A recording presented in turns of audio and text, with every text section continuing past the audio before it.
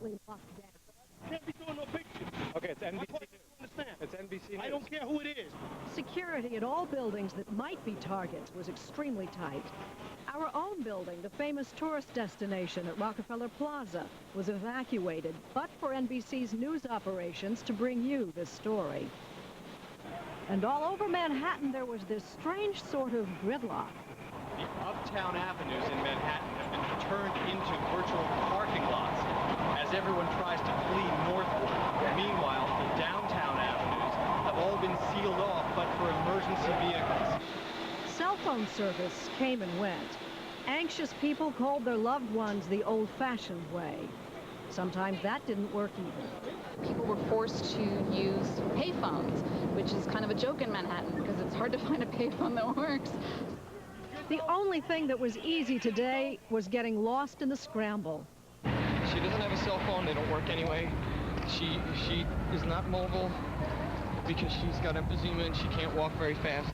David Douglas's 64-year-old mother lives in an apartment building just 4 blocks from the World Trade Center. Soon after the attack, she had chest pains. So he flagged a passing car and the driver headed for the nearest hospital. But I said, look, lady, please, my mom can't walk. Please, please just take her north as much as you can because she can't breathe well.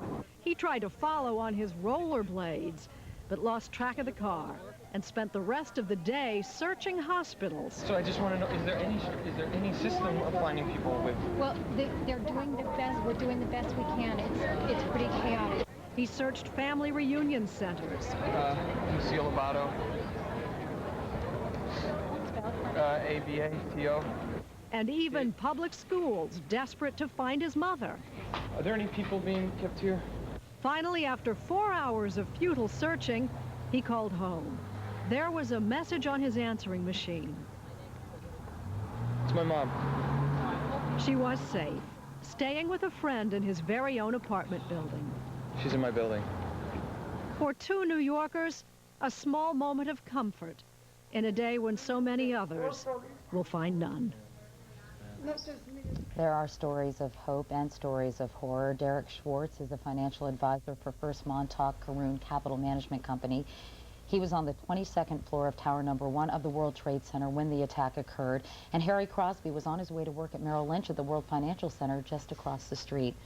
Good morning to both of you all. Good morning. Derek, let me start with you. You were on the 22nd floor right. of the first tower. That's right. That was attacked. When that plane plunged into the building, leaving that gaping, enormous gaping hole, what did it feel like to you? I thought it was perhaps an earthquake because the plane, from what I understand, hit the highest part of the building. So I didn't really hear the explosion, just the shake. And it just was such a tremendous shake to be in a building of that scope and feel it move like it was a flower. It was just unbelievable. And you know, one of the colleagues in my office said, it's a bomb, and we tried to run out in the hall, and the whole hallway had collapsed. That led to the stairwell. The ceiling had fallen onto the hallway and floor. the wall was blown out, and there were wires and water running through it. And he actually tried to run through the hall at first, and then he saw the hole in the wall and could look straight down the building and got scared and turned back. And you know, we went in an office deciding what to do, to wait or to go and try and get through the hall. And the smoke started to pour in, and one guy started taping up the doors to keep the smoke from coming in. Finally, we said, one gentleman, Peter, I don't remember his last name, I wish I could thank him, because he was really the most courageous one who said, why don't we try and crawl through that rubble and get to the stairwell? Fortunately, we did. Thank goodness you made that decision, but Yeah. Crawling through the rubble was a painstakingly long process, wasn't it? Yes, I mean, in my mind, reflecting, it seemed pretty quick, but, you know, you just didn't know what was going to happen when we crawled through that hallway because the ceiling was totally collapsed. You didn't know something was going to collapse. You didn't know if the floor was going to crumble beneath you. Yeah, and there was wires and water, and it was just, but you were so scared you just wanted to get out. You finally got to the stairwell. Mm-hmm. What was the scene like there?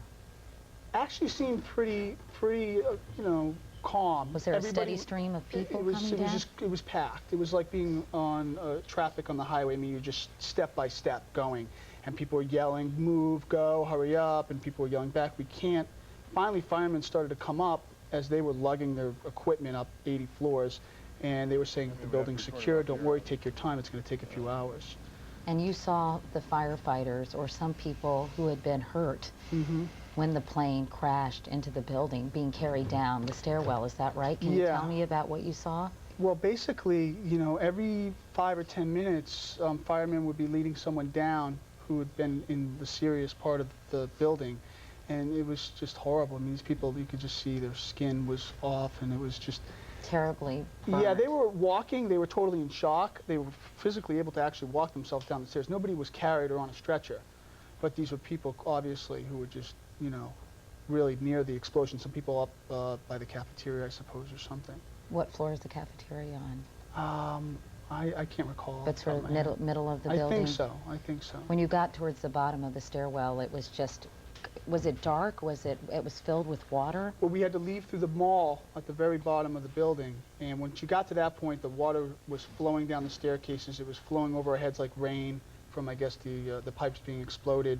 And then they were yelling at everyone just to move forward, get off your cell phones. And it wasn't until I finally got out to Church Street and I turned around and I saw that the other building had been hit while I was in the first one. I didn't even know the second tower had been hit because I looked at my watch around 9:30, and I think that's when the second one hit. I was still in the stairwell. I got out. Because you didn't get out until, what, 10 o'clock? I got out about 10 o'clock, roughly, I think. Maybe it was a little earlier. I walked across the street. People were on looking like it was a sightseeing tour. And I just decided I'm walking as far away from this as I can. And fortunately, I did, because apparently 10 or 20 minutes later, that second building collapsed. My building, I don't think, collapsed until a little after that. When you saw that the second building had been hit, did you realize this wasn't an earthquake? Did you have any conception of what had happened? Well, you understand, I was on the cell phone a couple times when it first happened, talking to family, my wife and my brother, and they had told me, my brother, a plane hit it. And I thought, okay, maybe it wasn't a terrorist attack. But when I got out and saw both towers on fire, I knew something was up. And then I walked down the street towards Pace University to try and call my wife. And that's when the building collapsed. And then I knew, I thought it was the end of the world. I didn't know what people were yelling about because I couldn't see it collapsing. But, you know, at that point, it was just the horror of the screams and the smoke and everything coming at you. All your colleagues got out safely, as far as you know? No, I did get out with both the two gentlemen that worked in my office that were in that morning, so I know that they got out safely. I know both of you, and Harry, I'm going to let you tell your story in a moment, but you both are in the investment banking financial world. And you think about the people in those office buildings. We were talking about Morgan Stanley has something like 3,500 employees who work at the World Trade Center. What other kind of workers are there? I mean, just every kind of office? Insurance companies? Insurance, obviously, you know, most of the major firms have some form of presence there. There are retail brokerage offices, there are insurance companies, there are trading operations. I think there are currency trading operations, commodity trading operations there for a number of different firms. So a lot of executives, a lot of professionals there. Harry, as Derek was making his way out of the building, you were outside the building on your way to work. I was actually I was walking down the West Side Highway. I was actually driving down. I was in a car that was stopped at Houston, and I actually continued to proceed down. The first explosion, first impact had already hit, and it didn't dawn on me at the time what was occurring. Well, I was fully aware that anybody really. No, it was. I knew it was something completely traumatic and intense, but continued my walk down. My building, Merrill Lynch, is on the other side of the street, so I wanted to continue down to work. When the second impact occurred, I was about 10 blocks away. I felt that clearly there was some kind of a terrorist act or something, but I wanted to get to our work and get to our group. And frankly, I was concerned about a lot of the individuals there. As I got close to our building, I saw an incredible amount of people streaming out the other way, and clearly I knew that it was... Out of both towers? Out of both towers, but also from across the street. Saw a lot of familiar faces from work. Were people panicked, or were they pretty... They were relatively calm. I think some of them were informed. They had seen the news based on, I think, the first impact. And by the time I'd gotten there, a lot of people were informed. The one thing that I found curious, and I was in the same position, no one really questioned the integrity or the strength of the buildings. A lot of the people, the police did a terrific job of moving people aside to get EMS and paramedics in, but no one really questioned that the buildings would fall at all. And I think a lot of people were caught, people that were milling around. And for example, all those firefighters who were inside trying to rescue people might have been caught when the building collapsed, of course, because many of them were unaccounted for in emergency personnel. Harry, I know you saw something that I think you will never forget, and I'm sure these are images you are trying to get out of your mind, and that is when you approach the scene, and I'm going to show folks at home this photograph from the New York Times, when you were outside the building. If we can go back to the studio, this is quite a photograph in the New York Times today. This is a man falling headfirst, presumably to his death, after jumping from a window of the World Trade Center. And you actually saw scores, I mean scores of people doing this. No, I think a lot of people, it's difficult to turn away from. There was an enormous wall of flame beneath the area of impact on the first tower, the northmost tower. The flame was creeping up, and I assume people were caught unable to proceed down through that area, and kept climbing up and up to get away from the heat. And I can only assume the intense heat and smoke inhalation forced these people to do things they would never do. And people were jumping in pairs. People were jumping in streams. They were holding hands in twos and threes. They were large groups. It was difficult to describe. Difficult to describe. But intense, and all fell to their death. A lot of pain and a lot of anguish. And luckily at the time I proceeded north and just missed the first building that collapsed. And I was probably about 5 or 6 blocks out of harm's way. And I know that a firefighter, I heard, again, you know, you hear all sorts of stories, but there was a report that a firefighter was actually killed when someone fell on top of him after plunging, you know, many, many floors. I think it's incredible what the fire department and the paramedics have done, but they were very aggressive in getting to the site. And again, I don't think anybody questioned that the building would ever fall. News crews were down there, and there may have been a few news crews caught as well. No one seemed to want to move.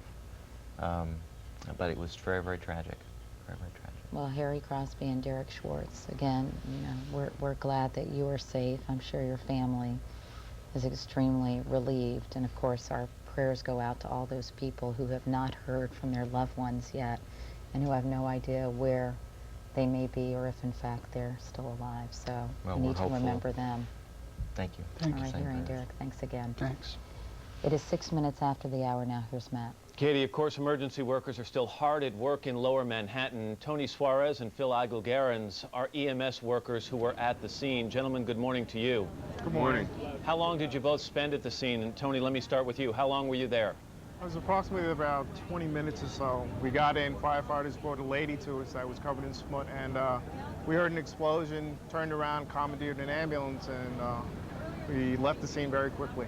It became very dangerous and unstable. How many people did you see injured mulling about or milling about that area? Numerous. I'd say in our vicinity there must have been about 10 people. Firefighters, pedestrians, a couple of police officers. Phil, where were you when the second impact occurred, or where were you when the buildings came down? Initially, I was in Brooklyn when I saw the first plane hit with my partner, Ellen, and that's when we responded. We were headed over to the west side right in front of the building when the second plane hit, and that's when we had to move and get out of the scene immediately. Everything just started falling down on top of us. And when we pulled over to, I'm assuming it was Liberty Street, that's when people started coming towards us. And that's when we saw a female that was just completely burned from head to toe. It was a horrible sight, and I think if it wasn't for her that we had to take over to Cornell immediately, we wouldn't be here. Because you would have been in the immediate area when... Oh, we were in the immediate area, yeah. When that building came down. Were you seeing a lot of people in shock, Phil?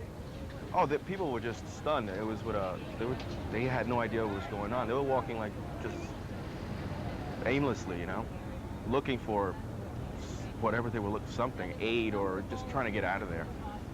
Tony, based on what you've seen of the devastation and the wreckage, how hard is it to imagine that we're going to find many survivors in that wreckage? I mean, we hope for the best, but unfortunately, just seeing it after the aftermath, in my opinion, hopefully we'll get people out, but there's only rubbles left at this time. We pray that, you know, we'll be able to pull out more civilians, firefighters, EMS. Go ahead, Phil. I thought you were going to say something. Yeah, I'm just hoping that there's some type of, with the structural pockets left, that maybe we could find, you know, they could find people in. I mean, it's a very delicate situation. You can't just go in there. I mean, these guys are in there right now. I mean, they're just they're trained professionals, and they have to take it time, you know, little by little, because it's a very, very unstable place. So we're just hoping that they could find someone. As are we. Tony and Phil, thanks very much for your time. You're welcome. Sure. As many as 800 people may be dead after American Airlines Flight 77 crashed into the Pentagon on Tuesday. NBC's Jim Mikuszewski is there this morning with the latest. Jim, what's going on? Well, Matt, the news here still remains grim. Rescue workers say that there were no signs of life from beneath the tons of rubble there in the Pentagon, where you see where that terrorist aircraft flew into the Pentagon almost 24 hours ago now. Now, rescue workers think that there could actually be some people alive in pockets there underneath the rubble, but there's absolutely no way to get at them yet, primarily because some of the fires continue to burn and the damaged area is structurally unsafe. Those cranes you see there have been used to put engineers up above to survey the damage. They've also put in microphones, a series of listening devices, cameras on long poles in an effort to find any possible victims trapped inside, but again, no signs of life. And now the primary mission appears to be to recover the dead. Rescue workers using cadaver dogs worked through the night on the grisly task of searching for the dead. Local fire officials estimate as many as 800 were killed, many still buried in the debris. The Pentagon, the center of America's military power, devastated by a sneak terrorist attack. American Airlines Flight 77 hijacked shortly after takeoff from Dulles Airport, with terrorists at the controls traveling at 600 miles per hour with 6,000 gallons of fuel. The jet slams into the 2 lower floors of the Pentagon. It kind of disappeared over this embankment here for a moment, and then huge explosion, flames flying into the air, and just chaos on the road. I hate to say it, but I did fall apart when it first happened. I was very frightened. This doesn't happen in America. I guess it does. Defense Secretary Donald Rumsfeld was at work at his desk. I felt the shock of the airplane hitting the building, went through the building and then out into the area, and they were bringing bodies out that had been injured. The plane slices deep into the Pentagon, cutting through offices primarily occupied by the Navy and Marines. The upper floors later collapse. The question now, how will the U.S. military respond? Worldwide, American military forces are put at the highest state of alert, THREATCON Delta. And even as part of the Pentagon burned, military planners continue to review the options. Chairman of the Joint Chiefs, General Hugh Shelton, with a pledge to retaliate against those responsible. I would tell you up front, I have no intentions of discussing today what comes next, but make no mistake about it, your armed forces are ready. The Pentagon has long had a number of contingency plans to attack a variety of Osama bin Laden targets. Those plans are now under serious review. The aircraft carrier Enterprise, headed home from the Persian Gulf, ordered to remain in the area in case President Bush orders military strikes. Now, before rescue workers can actually enter the most devastated part of this area, engineers are actually going to have to knock down the unstable portions of the building to make it safe for those rescue workers. And local firefighting officials say it could be as long as a week before we know exactly how many people died here, Matt. But again, Mick, the latest figures you're hearing, it could be up to 800 people. 800 people, civilians and military alike, remain unaccounted for this morning. Jim Mikuszewski at the Pentagon. Mick, thanks very much. Here's Katie. Matt, that number is staggering. Meanwhile, all 4 of Tuesday's hijacked flights were headed to California. NBC's George Lewis is at LAX, where 3 of those 4 planes were headed. George, good morning. Good morning, Katie. LAX remains closed at this hour. The relatives of those aboard the hijacked planes have been taken to 2 nearby hotels by the 2 airlines involved, American and United. They're meeting with grief counselors there. No word yet on when the airport may reopen. But as you said, because all the flights were bound to California, the events back east have had an enormous impact here. Shocked and grieving, the relatives of the airline passengers were quickly escorted to a private area at LA International and later to 2 nearby hotels. Among the passengers bound for Los Angeles, David Angel, the producer of the TV series Frasier, and lawyer and TV commentator Barbara Olson, wife of U.S. Solicitor General Ted Olson. Before her plane crashed into the Pentagon, Olson reportedly called her husband twice on a mobile phone to tell him the jetliner was being hijacked by men with knives, that the crew and all the passengers were being forced to the back of the aircraft. On United Airlines 93, the plane that crashed in Pennsylvania, Tom Burnett, vice president of a medical devices company in Northern California, called his wife and indicated he and other passengers were trying to overcome the hijackers. Father Frank Colachico, a friend of the family. Yeah, he called her on the cell phone and told her that one of the passengers was already dead and that they knew that they were all going to die, and that 2 other men and he were going to try to do something, the conversation, and love you, honey, and that was the end of the conversation. On the same plane, Mark Bingham called his mother and his aunt. He just said, I want to let you all know that I love you very, very much in case I don't see you again. I said that? That the plane has been taken over by hijackers. And then I said, well, we love you very much too, Mark. Let me go get your mother. I hope it was quick. I hope he took an active part in thwarting the hijackers.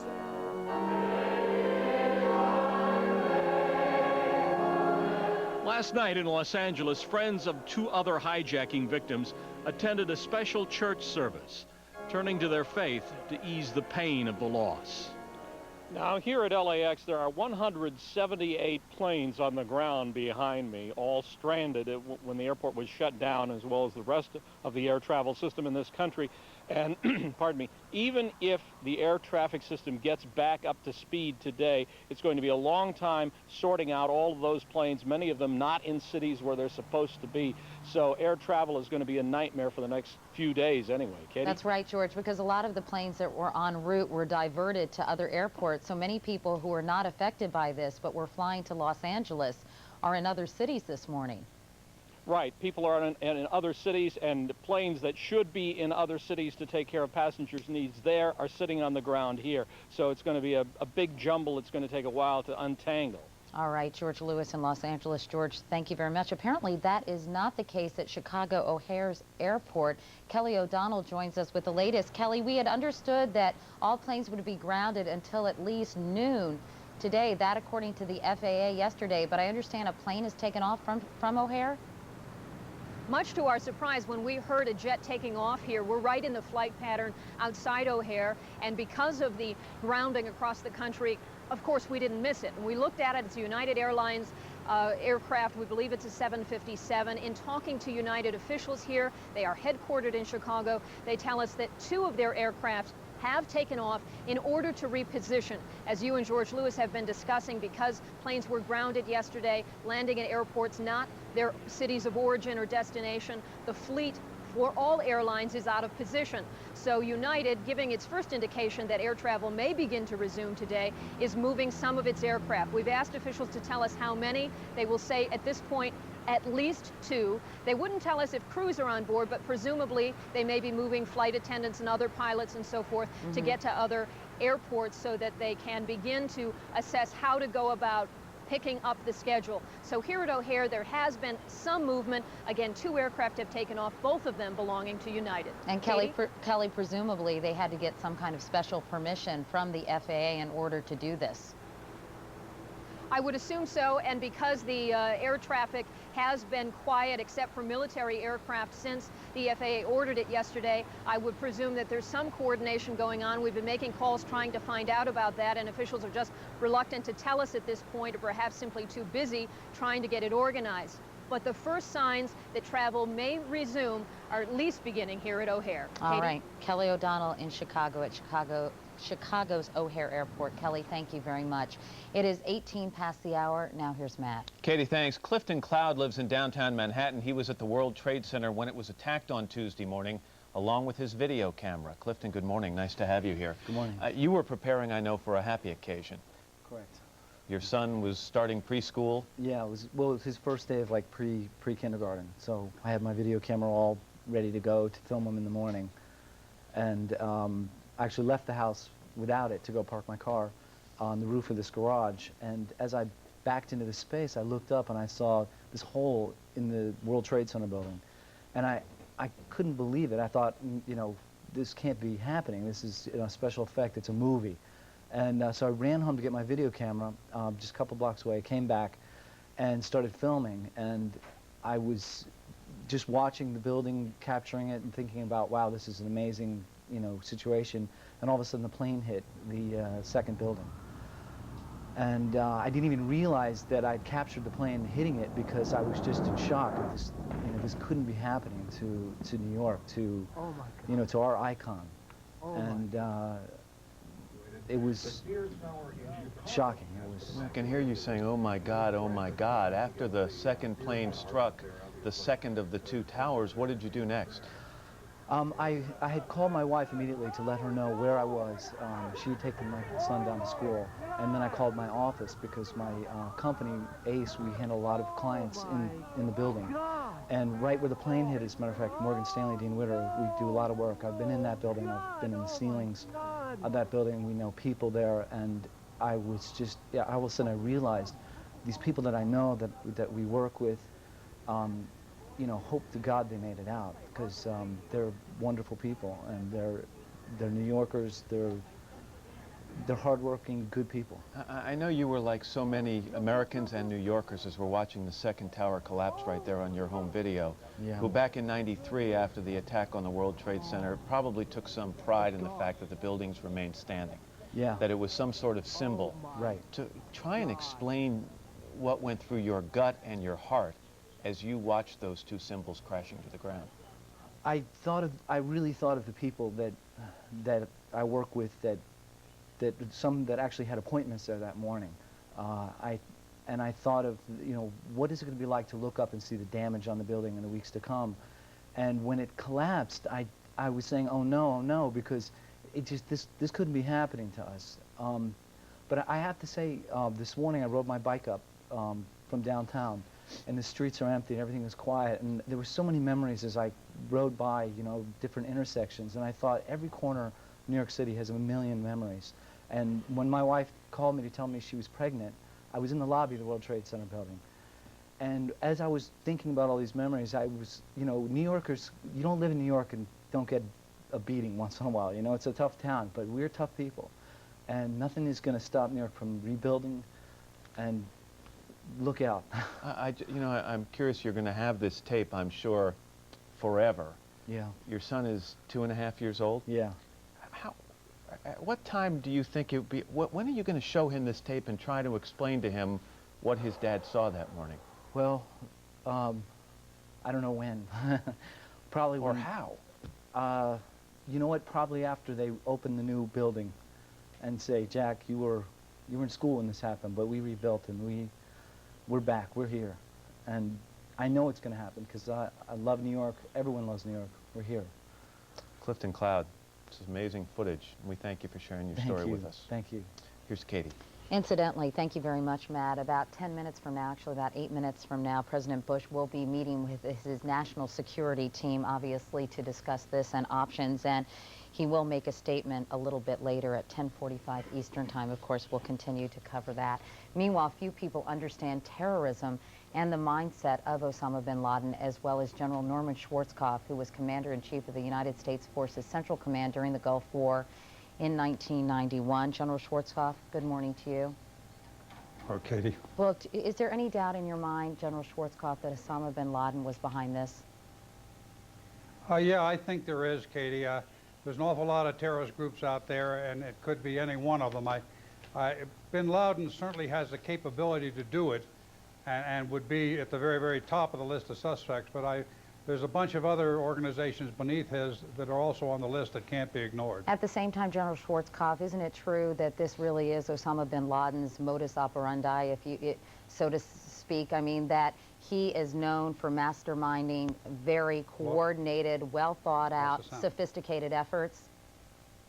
General Schwarzkopf, can you hear me? I just lost you for a minute, Katie. All right, let me just repeat the question. Aren't many intelligence officials thinking that Osama bin Laden was responsible, because this seems to be his MO, his modus operandi, in terms of coordinating very sophisticated, well thought out terrorist attacks? Exactly. His modus operandi is, number one, to provide the funding that's necessary to do this.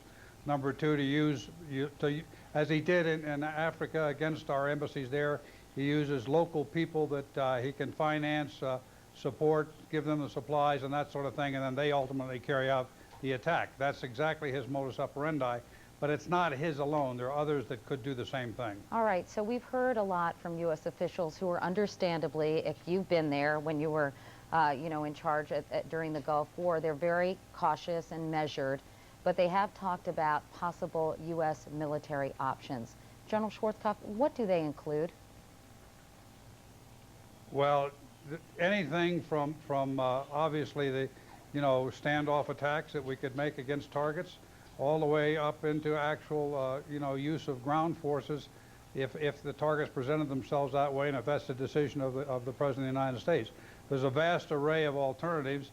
The toughest part, Katie, of dealing with terrorists is, number one, you got to find out where they are. Right. And that's the major challenge. Until you know where they are, you don't have a target to hit, and certainly we can't just go ahead and indiscriminately bomb huge areas without having any idea what it is we're going after. I'm sure that there's an array of alternatives that are available, that have been developed long since by the Joint Chiefs, and now it's a question of selectivity. What enemy are we going after? Where are they located? And then what's the most effective means? And there may be many effective means that could be utilized against them. And then it's a question of which one you're going to utilize. So in other words, it could be a multifaceted approach with a lot of different resources being brought to bear. You mentioned actually finding these individuals, bin Laden perhaps, or some other terrorist leader and his associates. And we cannot really emphasize enough how difficult that is. Well, it's worse than the needle in the haystack. But as I said, there are several groups out there, any one of which could be responsible for it. They've got support bases. That's one of the most valuable targets to go after, because these things don't happen without support. Somebody got them to the airport, somebody fed them their breakfast, the dinner the night before, provided shelter over their heads, right here in our own country. So obviously there is a group of people here that were a support base for this organization, and then it goes all the way back to the home organization, wherever it might be, and who's supplying whatever they were supplied. So it's a very, very, very difficult, tedious process, and we shouldn't jump to conclusions. I hate to say it, but remember when Oklahoma City first happened, everybody said, well, this was Islamic terrorists that did it, and it turned out it was a home-cooked operation. So I think that we have to be cautious and really let the people who know the business well do what they do well, and they'll find out who's responsible. Although, General Schwarzkopf, we should point out that those 5 Arab individuals who were tracked down at Logan Airport in Boston, 2 with passports from the United Arab Emirates, I mean, there are some indications that these might in fact be individuals who are not within our borders, who do not live in the United States. And again, we shouldn't jump to conclusions about that. I talked to Sandy Berger, the former National Security Advisor during the Clinton administration, as he left the studio this morning, because we need to think ahead too, because if we engage militarily with whomever or against whomever, the United States also has to prepare for some kind of retaliation. And what kind of weapons, for example, of mass destruction, do some of these individuals, whether it's Osama bin Laden or someone else, have access to? Well, I'd like to hope that they don't. Weapons of mass destruction there are many different kinds. If you're talking about nuclear weapons that somebody may have gotten out of the Soviet Union, that's a possibility, but very, very, very slim. It's one thing to have a missile like that. It's another thing to be able to utilize it. But there's a lot of other alternatives that they could come up with, and I think our military people and our national security people are well aware of the options, and I think are capable of doing something about that. General Norman Schwarzkopf, General Schwarzkopf, thanks very much. It's great to see you again, but again, under the worst circumstances possible. I'm sure, like so many Americans, you woke up this morning still incredulous that this had actually happened. Yeah, Katie, it's a combination of deep sorrow, but also deep rage, and you can't help but feel that inside, you know, a sense of frustration that we've got to do something about this. Let me give you a thought, though, that I think is very important. A lot of people have criticized what we did in Iraq in Desert Storm, but the truth of the matter is we went to extraordinary limits to try and avoid any civilian casualties, to try and avoid, even at the risk of greater risk to our own pilots. But you look at these bastards and what they did yesterday. They deliberately went after civilians and innocent people, and that's what makes the difference between us and them. General Norman Schwarzkopf. General Schwarzkopf, thank you very much. It is 29 minutes after the hour. Now here's Matt. All right, Katie. Just moments ago, Israeli Foreign Minister Shimon Peres spoke with WNBC's Gabe Pressman. We want to show you now what he had to say. Do you see this as a cataclysm of biblical proportions, what happened here in New York? Yes, I think from time to time, history put us at test to see how can we handle uninvited catastrophes, unbelievable agonies, and remain what we should be, a people that believes in the basics of our existence, namely the foundation of values of the gospel. You're optimistic that out of this carnage, out of these thousands of people who have perished, some good may yet come? It's more than optimistic. I believe America can handle this situation as well, this nature of the confrontation. America is a great country, and once America will decide to get itself organized, and there is nobody else in the world that can replace the United States of America, and may I say with my full heart, God bless America, America can really organize the necessary camp on the global dimension to handle terror, not when it arrives to the city or to the airport, but at the moment when the terrorists are leaving their first location, to intercept them because they will be, before they will become a horror. And I'm sure the United States is determined and strong, intellectually convinced, administratively organized, and that will be the result of this terrible catastrophe. Israel, through the Mossad and other agencies, is very sensitive to intelligence involving terrorists. Do you have any information, direct or indirect, as to whether it was bin Laden or who it was that organized this attack? We have a general idea who bin Laden is, and we got general warnings. We didn't have a specific one, and any piece of information that we shall have will clearly be transferred to your agencies. But you can't tell us whether or not such information was passed at some point in the last couple of weeks. We didn't have any specific warning, and the other warnings that we have had were passed over. Well, thank you, Mr. Peres. Do you have any last word to the people of New York and this area? Be strong and be great, like New York always has been and always will remain so. God bless you. You're a poet, I know, sometimes. You have tried your hand at poetry. Is there a poetic? Well, there are What's that? Well, there are times when the heart speaks, not only the mind. Not words. And I try to express, yes, I try to express a little bit of our feelings. We appreciate very much your coming aboard this morning here in New York. Thank you very much, Mr. Foreign Minister. Thank you.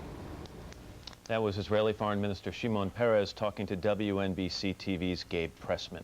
Rescue efforts have been going on for about 24 hours now. Some reports are that 300 firefighters may have perished. One firefighter who was at the scene was Parish Kelly. Mr. Kelly, good morning to you.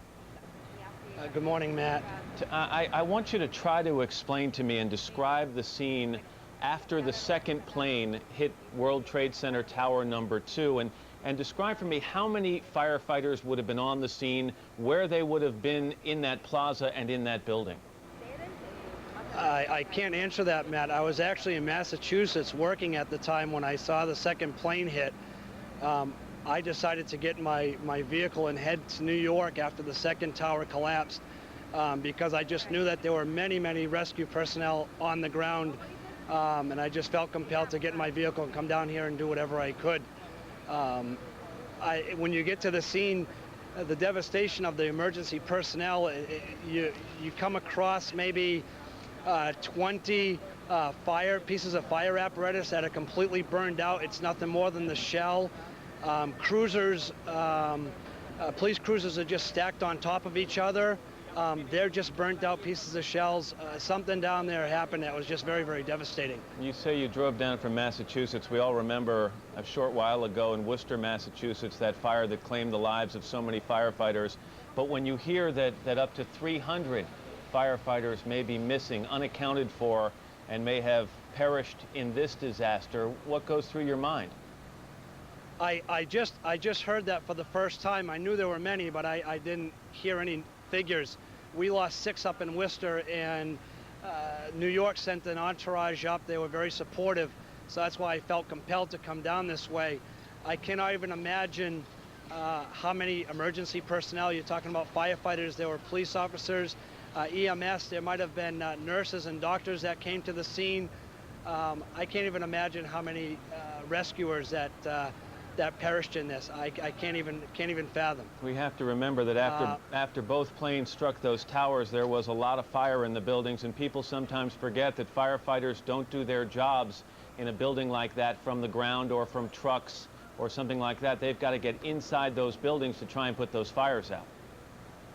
That is correct. From what I understand, the 2 gentlemen that we pulled out from the rubble, one last night and one this morning, from what I understand, they were both inside the building attempting rescue operations.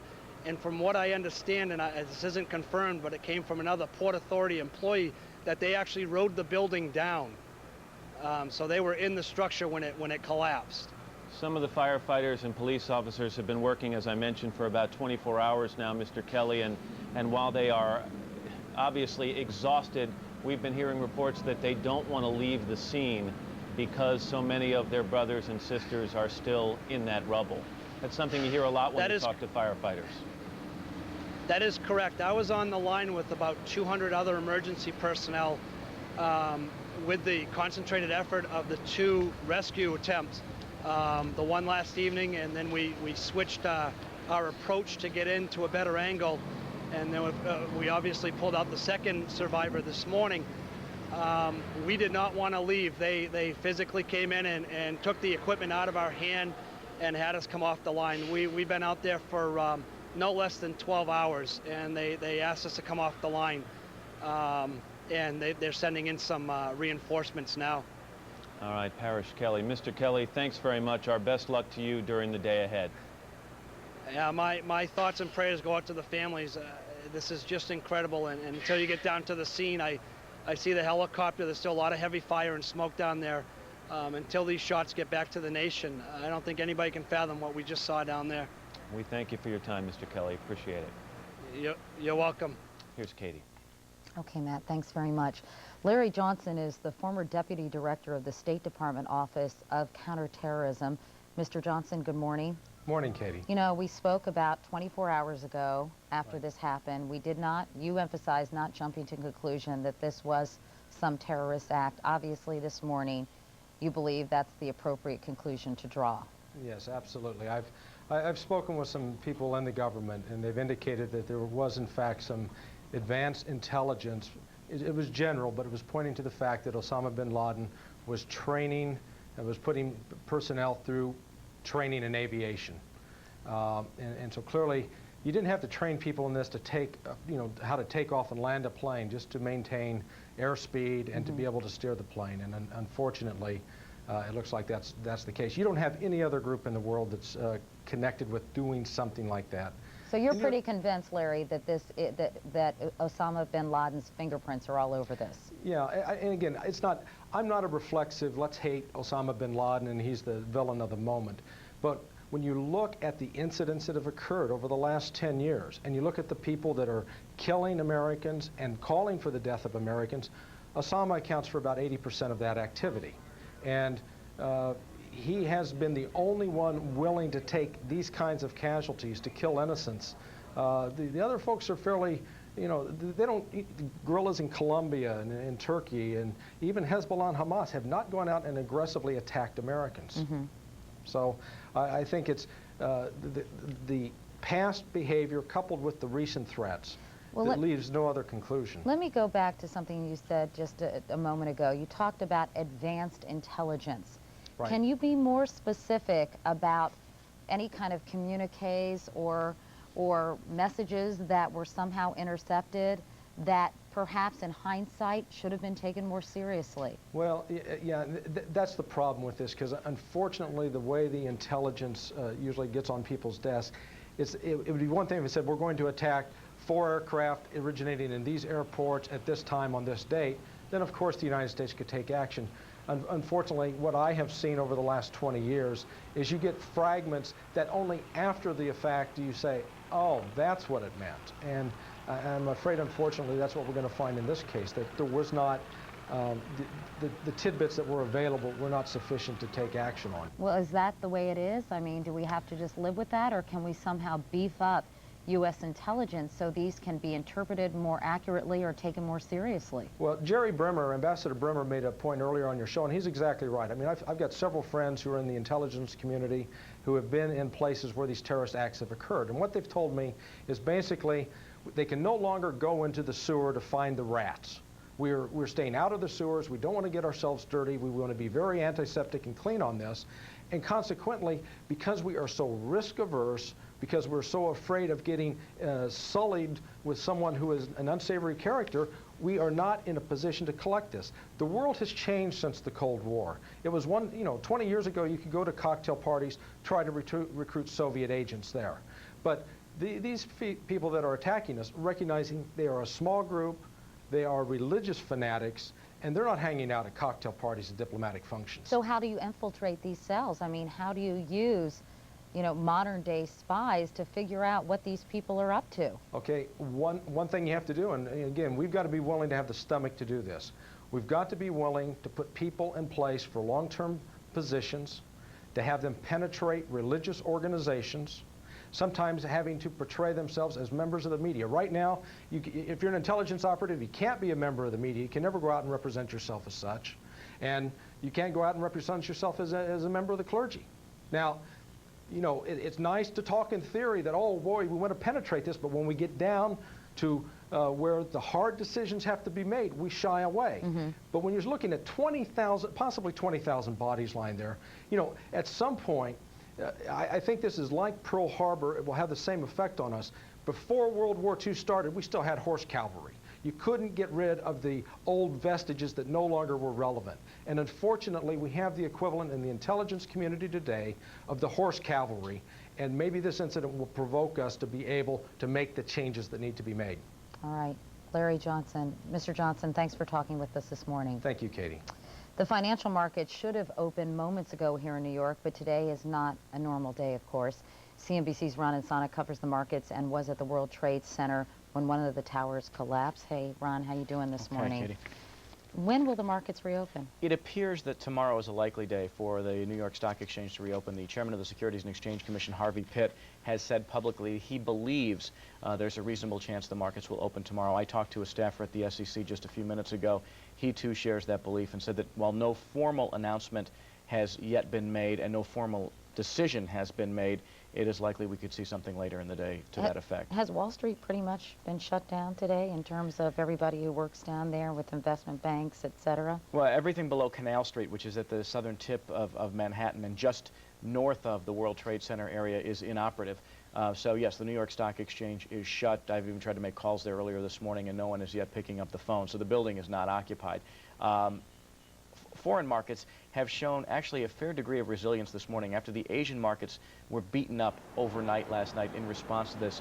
In Europe today, the markets are far calmer. We see very flat activity. All the exchanges of Europe have stopped for a moment or two of silence to express their sympathies for the victims here in the United States. But a far calmer day in Europe today than it was yesterday. I understand the gold market's up. Gold market was up yesterday rather decidedly. So was the oil markets. Those markets which investors often flee to during times of crisis are backing off a little bit this morning. We are not seeing the same type of kind of panic or rush to get into hard assets as we did yesterday throughout the day. What is the impact of all this on the economy? I mean, you really even hate to bring that up given the enormous human toll and the people who are suffering so much right now. But the market closing, all these businesses shut down. What is the impact? Well, I mean, clearly the collateral damage is less significant than the human toll, but as we were discussing yesterday, this attack was aimed at maximizing not just the loss of life or the political impact, but the economic impact as well. Shutting down Wall Street is a large event because 1/3 of the nation's financial transactions are routed through New York. You have a whole host of firms that are no longer have a presence in the World Trade Center. Everybody from Morgan Stanley, which had 3,500 employees, as you noted, has several trading floors. Cantor Fitzgerald, Lehman Brothers had 2 floors that were operational there. Merrill Lynch had some offices there, didn't they? The retail side, yes, I think? absolutely. And those exist no longer. So effectively shutting down a nerve center in the financial community is a large-scale event. Additionally, economists are debating now whether this level of uncertainty about our own security, about the way New Yorkers will behave in their own city, the way people will behave in terms of air travel, that could have a rather noticeable impact on the economy at a time when consumer confidence was already fragile. So this could have enormous psychological ramifications, which could translate into an economic result. Absolutely, but by the same token, economists always look at this from 2 entirely different perspectives. There are those negatives that we just discussed. The positives include the fact that every central bank in the world right now are suggesting they will provide ample funds for their economies and their markets to function efficiently. There will be rebuilding efforts, obviously, in New York. Congress may spend more money to blunt the impact of this event as well. So it's hard to assess whether or not it'll be a catastrophe economically. Plus, we've witnessed, I mean, if you talk about psychology, an incredible surge of patriotism. And this has been an enormously unifying event with so many Americans rallying around the president, rallying around each other, feeling, you know, really as a whole in a way that they haven't felt probably in a long time. And wartime economies, if that's what we're going into, and some economists, you know, speculate that we will see an increase in defense spending, we will see sorts of activities from the federal government that require a great deal of spending that could have a positive economic impact down the road. Wartime economies tend to be reasonably strong. Robust. And you know, for the wrong reasons, unfortunately, but it's the truth about those environments. And so far, we don't know exactly how this will play out, but there's a list of negatives and there is a list of unfortunate positives that go along with events like this. Meanwhile, we should mention that you were in the area. Tell us again, for people who might not have watched yesterday, your personal situation. Well, an MSNBC cameraman whom I met on the street, I believe on Broadway, relatively close to the World Trade Center, and I were trying to get from the east side of the Trade Center area to the west side where we knew our colleagues were stationed to join the coverage there. And as we moved, I believe we're about a block south of the Trade Center, as we moved towards the building, we saw the top of the South Tower begin to blow out. And we turned and ran. This is right before it collapsed. This is right before it collapsed. And as we turned away, he ran straight down one street. I made a right. And you saw, as you did in the movie Independence Day, this plume of smoke barrel down that corridor and began to engulf the entire area. You know, we should explain to people who live outside of New York that these buildings are like wind tunnels. Yep. You know, on a windy day where you can just get sort of blown away. And so all the debris and all the smoke just came, as you said, like a plume just charging. Like a tornado. Yeah. Yeah, and I ducked behind a car as I made a right around the corner, and the environment around me got increasingly black, and the air was quite thick, and fortunately I got into an open car and managed to wait there till things cleared up just a bit. All right. Well, Ron and Sana, Ron, thank you. I know you'll never forget yesterday. Absolutely not, Thank Katie. you so much. Right now, Mayor Giuliani is speaking. Let's listen. It's going to take some time, and we're bringing generators in.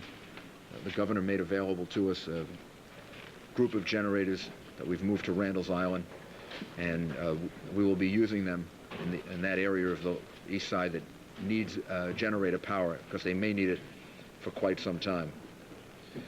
We were able to move 120 dump trucks out of the city last night, which will give you a sense of the work that was done overnight.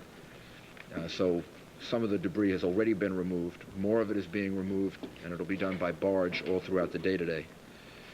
The subway system is operating in all of the city, but below 14th Street, and largely because right now we have that closed.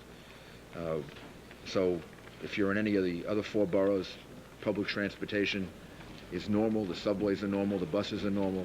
If you're in Manhattan, the subways are going to be working to 14th Street, and then for those that go underneath, they'll just go straight out to Brooklyn.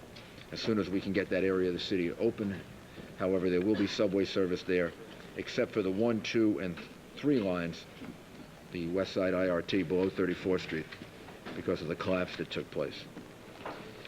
And again, we ask all New Yorkers to cooperate and to try to help each other. There are going to be a lot of people today who need help and need assistance, either because of the fact that they know people that were lost in this terrible tragedy, or because they're just frightened of what may happen. If you could comfort them and help them and assist them, particularly elderly people, that might be a way in which you can contribute. And we're getting very, very close cooperation from the state, from the federal government. I think people in New York, the best way they can deal with this right now is not only to deal with their own grief, which we all feel and have, but to show that we're not going to be in any way affected by this, that we're not going to be cowed by it, that we're not afraid, that we're going to go about our business and lead normal lives and not let these cowards affect us in any way like they're trying to do, which is to instill fear in us. Governor? That was Mayor Giuliani speaking at a press conference just downtown, short distance from here. He talked about the need to help other people and comfort other people because they might be afraid. That's particularly true. He mentioned older people, but it would also be true with younger people, children. Dominic Capello is the author of the book called 10 Talks Parents Must Have with Their Children About Violence. Dominic, good morning. Good to have you back. Good morning. It's so hard. I mean, students were taken out of school yesterday. Schools were closed. You know, they've had things like that happen in the past for snow days, for storms. But if they turned on TV, Dominic, they saw some horrific images. How do parents deal with that? Oh, well, I should say there were the parents who were watching it on TV, and there were the parents that I saw who were actually by the Hudson River, downtown in Manhattan, with their children, watching the buildings collapse. And I have to tell you, to be quite honest, I was very struck as I was out there watching teenagers and parents with infants and 5-year-olds watching the building collapse, and I could only imagine what they were feeling. I certainly was feeling extraordinarily sad, and I think that as you're wondering, how do America's parents talk to their children? I don't think there's an educator or a parent or an adult in America who is prepared for this. I think we've learned some things about how to deal with death and dying. I've certainly spent time writing books about violence.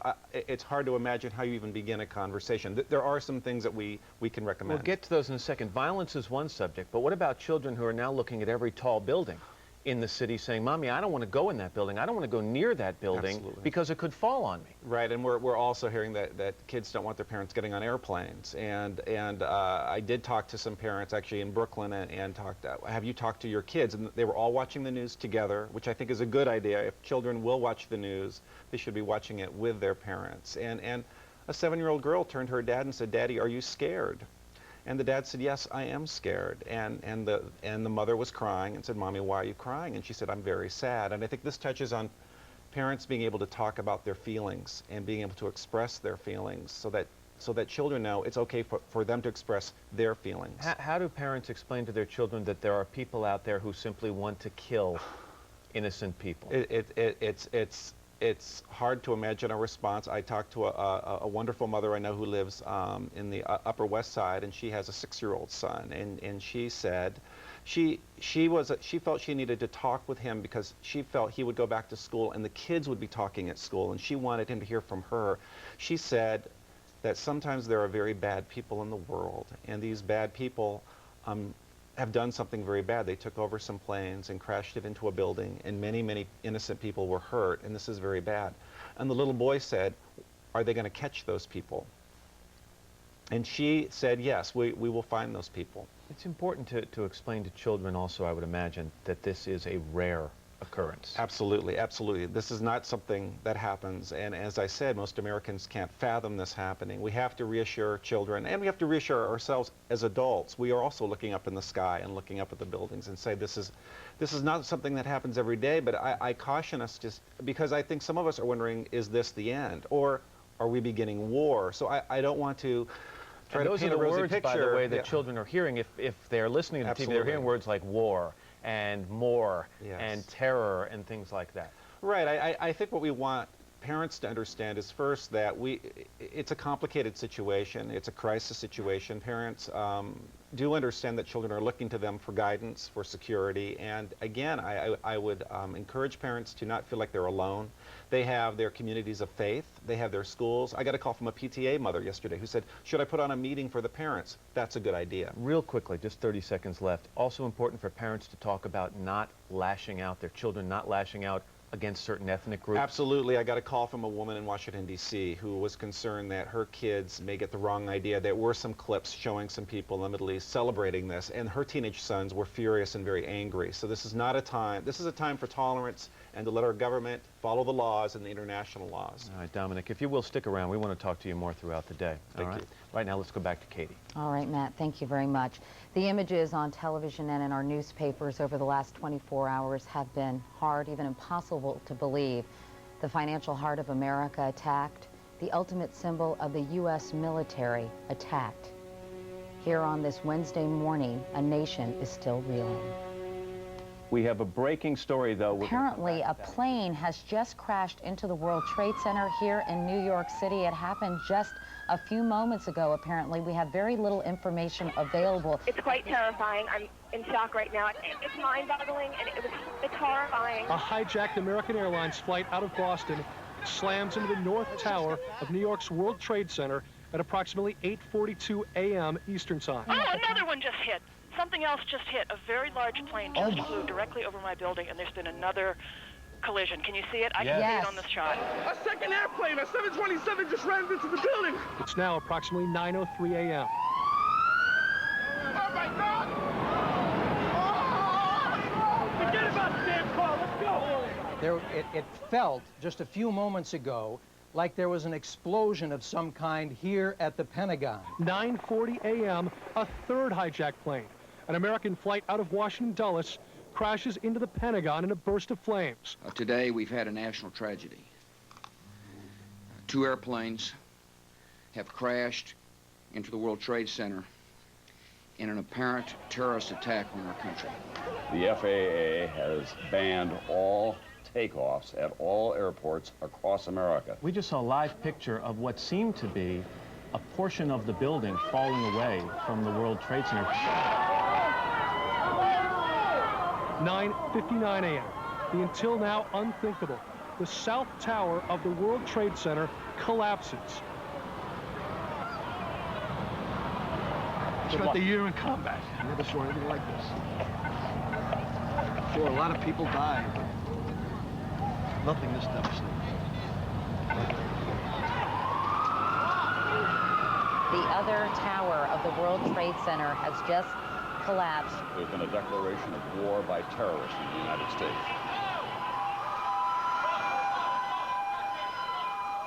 You didn't have time to look at, you know, you just running for your life, really.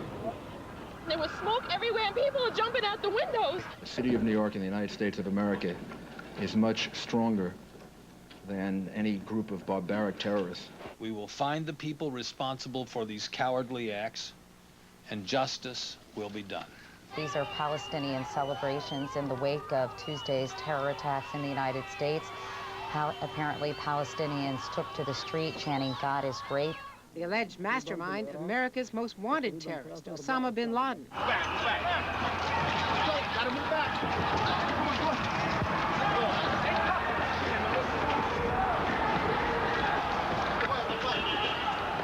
Certainly, in more than 20 years of covering horrific events, this is something that I've never seen before.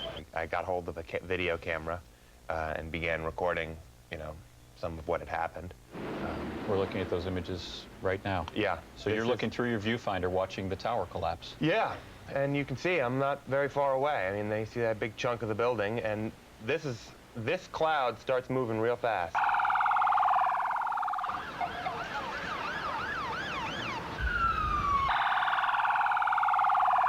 We were all crying, hysterical. We were wanting to get out of there and not knowing where to go and which direction to run in and how far we can go. And I'm still worried about my life. Yeah, it's horrifying. These acts of mass murder were intended to frighten our nation into chaos and retreat. But they have failed. Our country is strong. This is wild. Through the night with the light from above, from the mountains to the prairies, to the ocean, white with foam. God bless America, my home, sweet home. God bless America, my home, sweet home.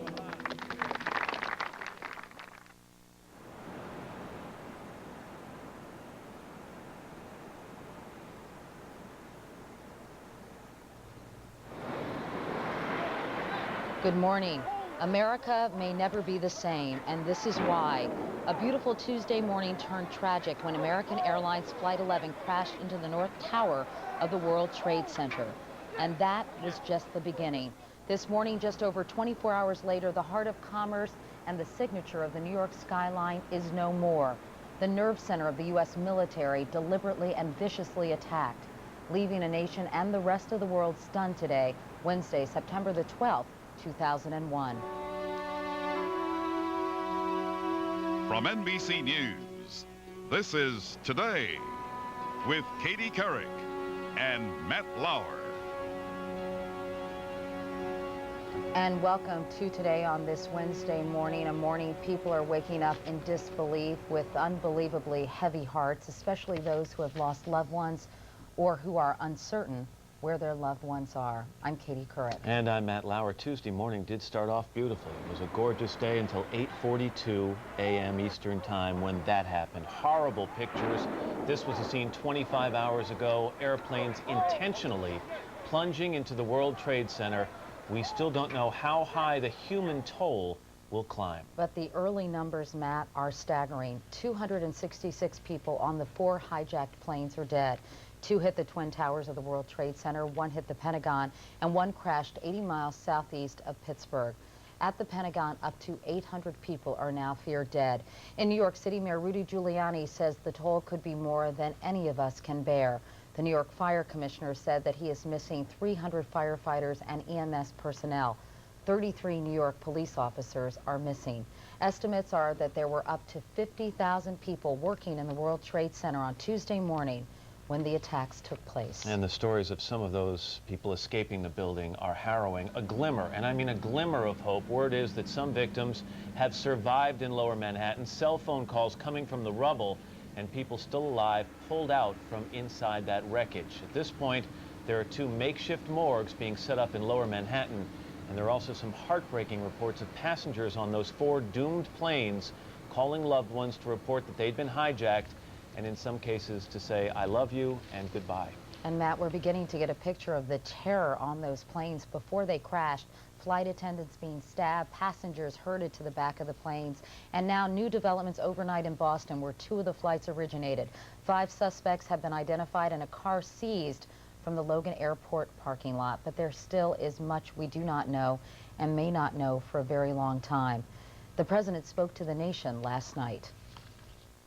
The pictures of airplanes flying into buildings, fires burning, huge structures collapsing, have filled us with disbelief, terrible sadness, and a quiet, unyielding anger.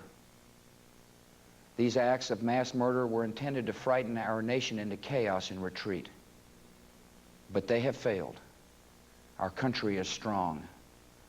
A great people has been moved to defend a great nation. Terrorist attacks can shake the foundations of our biggest buildings, but they cannot touch the foundation of America. These acts shattered steel, but they cannot dent the steel of American resolve. That was President Bush speaking to the nation from the Oval Office last night. We are going to cover this story all morning long. Let's begin with NBC's David Bloom, who's close to the rescue efforts this morning. David? Matt, there are conflicting accounts this morning as to how many people may have been pulled alive from the rubble. We know that 3 people for sure are safe. 2 New York City police officers, also a New York City Fire Department official pulled from the rubble early this morning. Essentially, Matt, more than 25 hours after the first explosions, you can still see the smoke billowing behind me, and there are 3 basic problems that the rescuers say they're confronting. Number 1, you can still see them throwing a large amount of water on these buildings because there are still fires burning this morning. Second issue, far more significant, the rescuers tell us, is the unstable nature of the surrounding buildings. They are desperately worried about more buildings collapsing, so they're proceeding very gingerly. The third issue is just the remaining debris, so much so that it's making it impossible to conduct a thorough search and rescue effort. They're merely going into caverns where they're hoping that they might still find people alive, but it is a cruelly slow process. Overnight in New York City, a faint glimmer of hope. At least 2 victims pulled alive from the rubble. And there may be others still trapped inside the World Trade Center's collapsed remains. Reports of cell phone calls from a few survivors pleading for help. We do know there are people in the building that are alive. We know that for a fact. We're very hopeful that there are pockets where there are people, not only the ones that we know about, but hopefully others. But elsewhere, the news is grim. The president last night puts the death toll from the attacks in the thousands after an estimated 12 to 20 terrorists wielding makeshift knives hijacked 4 domestic airliners. Brand new video obtained overnight shows the first attack plane crashing into the World Trade Center's North Tower. Minutes later, television helicopters record the second plane crashing into the South Tower. The 2 110-story buildings so badly damaged that they collapse, one after the other. Among the missing, the rescuers themselves. Last night, New York City firefighters and police confirmed that more than 300 of their own are believed dead. And at the Pentagon, site of the 3rd plane attack, firefighters last night say the death toll could rise to as high as 800 people. Last night, Air Force One, escorted by 2 fighter jets, returns President Bush to Washington, where he brands the attacks evil and despicable, vowing that America will win the war against terrorism. With Saudi-born terrorist Osama bin Laden the prime suspect, Mr. Bush makes a thinly veiled threat of reprisal against his backers in Afghanistan. We will make no distinction between the terrorists who committed these acts and those who harbor them. The 2 hijacked planes which toppled the World Trade Center both originated out of Boston, where this morning the Boston Herald reports that authorities have identified at least 5 Arab men as suspects, one of them a trained pilot, and that a car laden with Arabic language flight training manuals was found at Logan Airport's central parking garage. As to bin Laden's suspected role, Senator Orrin Hatch tells the Associated Press that the United States intercepted communications between bin Laden's supporters discussing targets that were hit, and that at least one of the suspected hijackers had known ties to the terrorists. One of the biggest mysteries, why did the 4th hijacked plane not hit a target, crashing instead in western Pennsylvania? One possible explanation, a passenger on the doomed flight reportedly called his wife, telling her, "We're all going to die. I love you," but indicating that he and 2 other passengers had decided to try to overpower the hijackers. Attorney General John Ashcroft told Congress last night that that plane is believed to have been headed for Washington, D.C. But again, by far the greatest loss of life here in Lower Manhattan in New York City. Authorities tell us that of those 2 Port Authority officers rescued last night, one of them had to have a leg amputated in order to be pulled from the rubble alive. Very scant reports this morning, very slim hope that anyone could have survived the actual collapse of those buildings. Most of the hope surrounds those who may have been trapped in the basement or some other pockets where there might still be faint hope of survivors. Matt. All right, David. NBC's David Bloom near the rescue operations in Lower Manhattan. Here's Katie. Matt, thank you very much. President Bush is right now meeting with his national security staff, and obviously he is busy talking with them, and he will be making a statement within the hour, and that is the U.S. Capitol, a live picture of the House of Representatives. Congressman Dick Armey speaking, showing solidarity behind the president.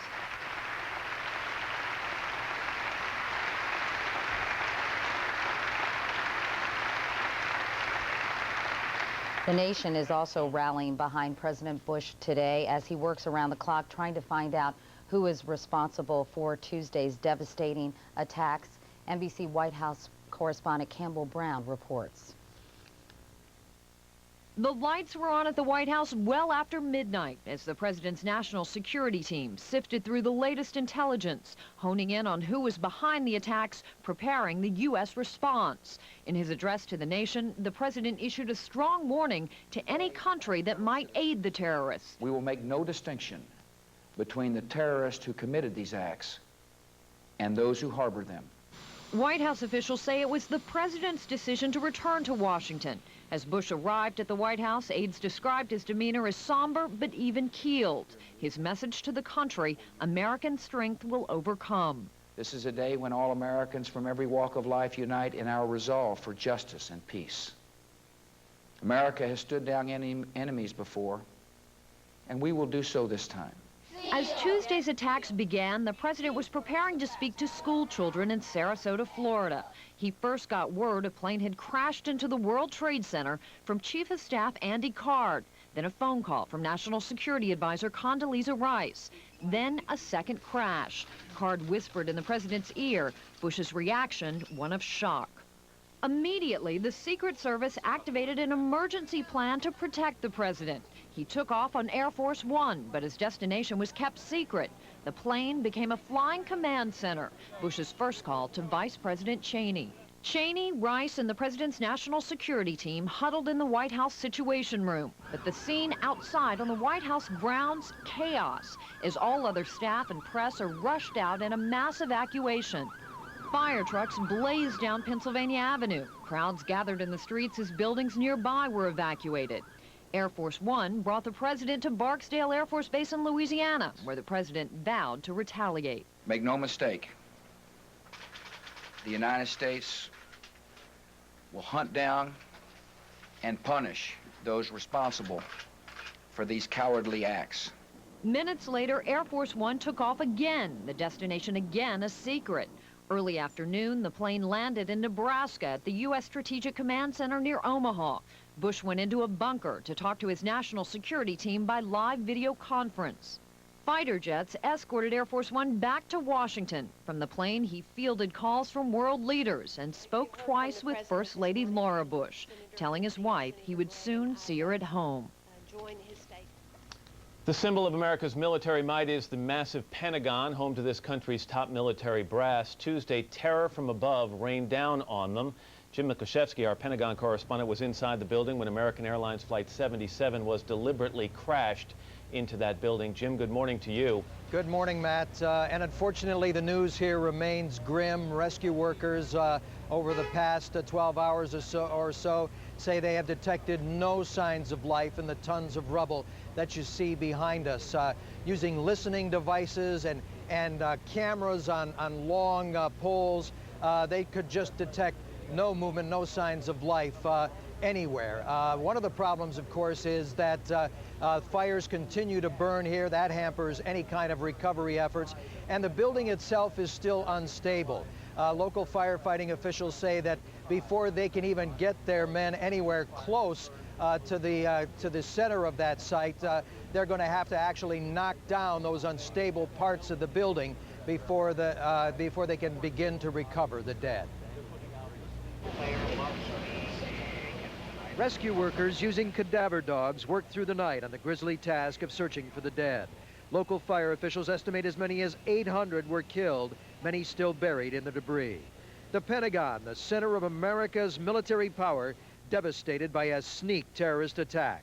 American Airlines Flight 77 hijacked shortly after takeoff from Dulles Airport, with terrorists at the controls traveling at 600 miles per hour with 6,000 gallons of fuel. The jet slams into the 2 lower floors of the Pentagon. It kind of disappeared over this embankment here for a moment, and then huge explosion, flames flying into the air, and just chaos on the road. I hate to say it, but I did fall apart when it first happened. I was very frightened. This doesn't happen in America.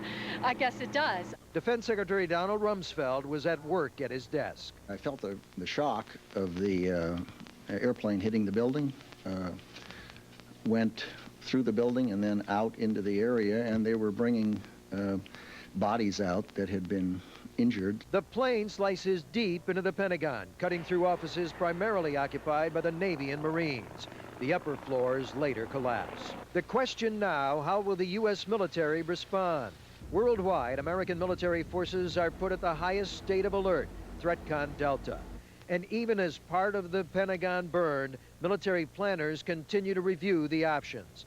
Chairman of the Joint Chiefs, General Hugh Shelton, with a pledge to retaliate against those responsible.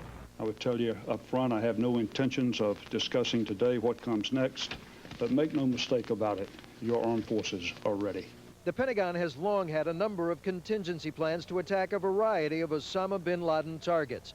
Those plans are now under serious review. The aircraft carrier Enterprise, headed home from the Persian Gulf, ordered to remain in the area in case President Bush orders military strikes. And there's still plenty of military activity underway here stateside.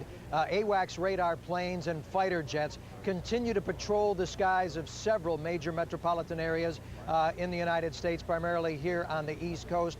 And the aircraft carrier George Washington is steaming up toward the New York area to provide any kind of assistance, primarily medical, that it can. Matt? Mick, try to explain the impact for me, if you will. When this flight came in, it struck the outer ring, obviously, of the Pentagon. How far was the penetration? Well, as you can see, well, it's partly obscured by smoke now. The outer portion of the Pentagon is the E ring. It's made up of 5 rings from the middle, A, B, C, D, E. And what happened is that when the 757 came in almost parallel to the Pentagon wall there on this west side, it suddenly took a very sharp 90-degree flip on its right side and turned directly in to the Pentagon. It penetrated the Pentagon on the 1st and 2nd floors, penetrating first through the E ring, then there's an open space, D ring, open space, C ring, and the impact finally stopped right at the B ring. Several military officers who I know who were at that B ring said they were blown out of their chairs and they looked up to see flames against their window, but fortunately the force of the impact stopped right there, but penetrated quite deep into the Pentagon. Then it was some time after that, after it took out the 1st and 2nd floors, that the 3rd, 4th, and 5th floors above it then collapsed unto itself, and that's what we see behind us. You know, eerily reminiscent of the kind of pictures we saw after the bombing of the federal building in Oklahoma City, this gaping hole and the collapsed walls or floors on an angle that sort of, and actually pancaked on each other. You talked yesterday briefly, Mick, about some renovations that had been done to the building, and in some ways they were trying to shore up the structure of that building. Can you explain that? Well, it was after the Pentagon was due for a renovation anyway, slowly but surely. It's going to take about 10 to 12 years to complete. But they decided, look, as long as we're doing this, let's do it right. So the portion to the right of the blast area is actually that area that had been renovated already. And when they rebuilt that area, they put in reinforced blast walls on the outer E ring. Right. They are meant to deflect a bomb, but nothing strong enough to deflect an airplane, Matt. All right, Mick, thank you very much. We want to go inside the Pentagon now. A briefing is taking place. Tory Clark, who's a Pentagon spokesperson, is addressing the press. excuse me, and the Arlington County Fire Chief, Ed Plogger. And I'd like to have each of them come up, make some brief comments, and hold your questions to the end. So, David? Tori, thank you very much. As you all know, the Department of Defense family has taken a terrible and tragic loss within the last 24 hours, and our deep sympathy goes out to the families of those most directly affected by these tragic events. On the positive side, I am truly impressed by the spirit of the people in this department and the way they have rallied around, both yesterday and this morning, coming back into this building. I do have, for those who have offices in the area bounded by corridors 2 through 6, which, as you know, are not usable at this juncture, we simply ask they call their supervisors for instructions on where they're supposed to go if they've not already received those instructions. I also want to give the department's thanks both to our own people and to the nation at large for the extraordinary, truly extraordinary response in donating blood. It's just terrific. And it shows how Americans will pull together in a crisis. We are establishing, it is now open at the Sheraton Crystal City, 1800 Jefferson Davis Highway, which is, as you know, is on the Crystal City Metro stop, a Pentagon Family Assistance Center. This will fold into one place all the family assistance efforts of the department for all personnel, military, of all branches, and civil. I'll have Meg Falk, who is our director of our Office of Family Policy, in just a moment say a word or two about the kind of capabilities that they have down there. We will have a telephone number there shortly. Verizon is working very hard on installing that. It's not yet in, so unfortunately I can't give you that number at this time. It will be a number, I should emphasize, just for the families. This is a center designed to help those families with missing a family member, with family members deceased, or with family members injured. We are committed to providing all the resources of the department to providing giving them the assistance that they should have. I will emphasize we don't have answers to all your questions this morning. We are still working on some of these issues. I would also emphasize to the families. You are watching a live feed of the Pentagon briefing that's taking place right now. Pentagon officials talking to the press regarding some important information from family members as well as Pentagon employees. U.S. officials, meanwhile, are saying the evidence is mounting as to who is behind these terrorist attacks. They are refusing to publicly name names this morning, but all fingers are pointing at one man. NBC's Andrea Mitchell is in Washington, D.C. this morning with more on that. Andrea, good morning. Good morning, Katie. Well, in your interview earlier today with Colin Powell, he said that this is a declaration of war against America and a declaration of war against all of civilization. And you can tell that they are building a case. He said that evidence is mounting. Privately, officials are saying that they do not believe that this came from a state hostile to the United States, such as Iraq. This was not state-sponsored terrorism. They believe that only one person has the ability to mount something this sophisticated and this well-coordinated, and that is Osama bin Laden. In the rubble of the disaster, clues possibly linking the attack to bin Laden, America's most wanted terrorist. Reports to the Senate that a member of bin Laden's group may be identified as a passenger on one of the 4 doomed planes, and reports of intercepted communications between his followers after the attack, talking about the targets being hit. A lot of things point to it was either, I would think it would either be Osama bin Laden's cell or some other cell similar to it or kin to it or spin-off from it. Why bin Laden? Method, motive, money. A well-financed global network responsible for the simultaneous bombings of U.S. embassies in Kenya and Tanzania 3 years ago. Linked to the mastermind of the World Trade Center bombing in 1993. Also accused of plotting millennium bombings targeting Los Angeles International Airport, American tourist sites in Jordan, and a U.S. destroyer. Those plots foiled by counterintelligence teams. But 6 months later, disaster. The bombing of the USS Cole in Yemen last October. In this chilling bin Laden training video released in June, a chorus sings, quote, "We thank God for granting us victory the day we destroyed the Cole." Bin Laden himself is seen saying they charged and destroyed a destroyer. If it is Bin Laden, can the U.S. finally track him down? He's a master of deception, harbored by Afghanistan's Taliban rulers for years, moving constantly, eluding the FBI. It's going to be very difficult, but my expectation is that eventually there'll be a crack somewhere in their armor, and we will determine who is responsible. Then, of course, you have the very difficult task of deciding how to respond and where to respond. And questions will be asked about the intelligence failure that permitted the terrorists to strike with no warning. It's true that we cannot have 100% success against suicide bombers who are prepared to take their own lives into their hands.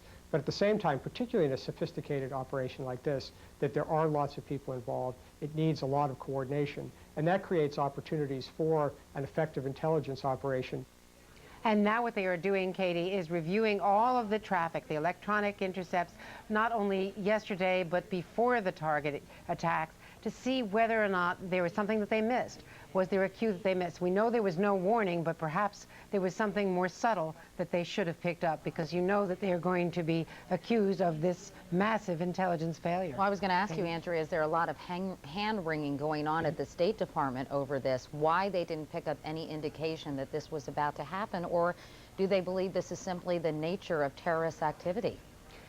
They are concerned, but they're very sympathetic with their colleagues at the other intelligence agencies, because there is so much coming in at one time that nobody is monitoring all of it in any 24-hour period. It's always going back over tapes that they pick up things that should have been cues. And these are very difficult organizations to penetrate. You're talking about individuals who are speaking strange dialects. We don't have people who can easily infiltrate. They are very loyal, and as you know, they are willing to become martyrs. Very, very difficult to prevent something like this from happening. And tracking down Osama bin Laden is, as General Schwarzkopf said, the proverbial needle in the haystack. I mean, I know that he has been housed and protected by the Taliban in Afghanistan, and you say he's the master of disguise. He moves around constantly. Are there other countries where he is welcome and, in fact, protected?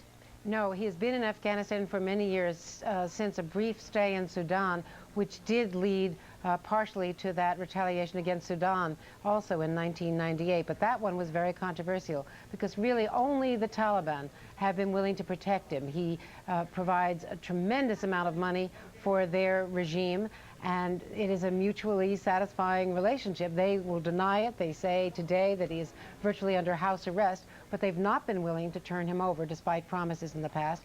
And we are finding, the FBI is finding, that although there's an arrest warrant out for his arrest in the embassy bombings, and he's been linked to these other cases as well, they have not been able to locate him. We don't exactly have teams that can easily go in and pin somebody down. We know where he is one day, but not necessarily the next. Real quickly, with the threat of U.S. military action, though, Andrea, do you think the Taliban might change its tune at all? It's conceivable, but it would make it very difficult in their neighborhood to turn him over. He is a hero in that part of the world. All right. NBC's Andrea Mitchell in Washington. Andrea, as always, thank you so much. Thank you, Katie. 26 minutes after the hour. Now here's Matt. Katie, as we've been saying, the situation here in New York is grim. Rescuers are working in rubble that's unstable in many cases, still burning in other cases. Ann Curry is in Lower Manhattan with more on the rescue efforts. Ann?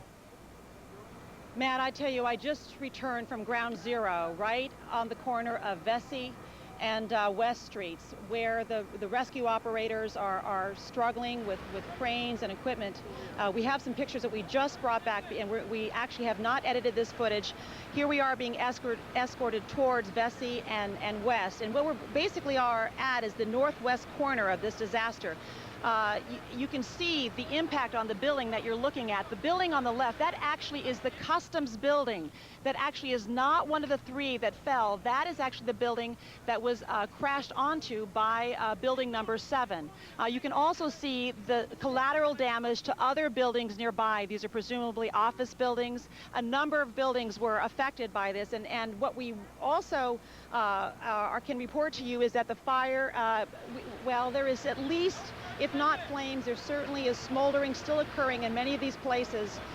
where there were fires. The wind has come up and started the fires again, and then the firefighters have been able to put the fires back out, so that's been an on and off again situation.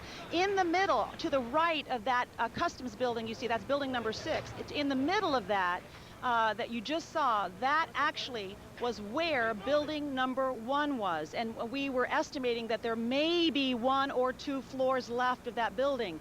In addition, we have fed to you, and we hope that you can get it on television very soon, some aerial pictures, not from a plane, but actually from a building adjacent here nearby. And in that footage, you're going to be able to see the scope of this damage, how much of this downtown tip of Manhattan was affected by these falling buildings.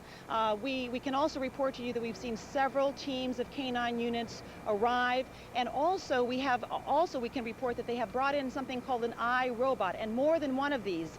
These are basically machines that have sensors, and they are sent where they will not send a human being, a human rescuer, because they're concerned about the structural damage. These machines, I'm being told by a New York City police officer, can detect movement and can go into tunnels, and also that they can send back images. And so they are using these in addition to the dogs to do whatever they can to find whoever might still be alive under all of this rubble, Matt.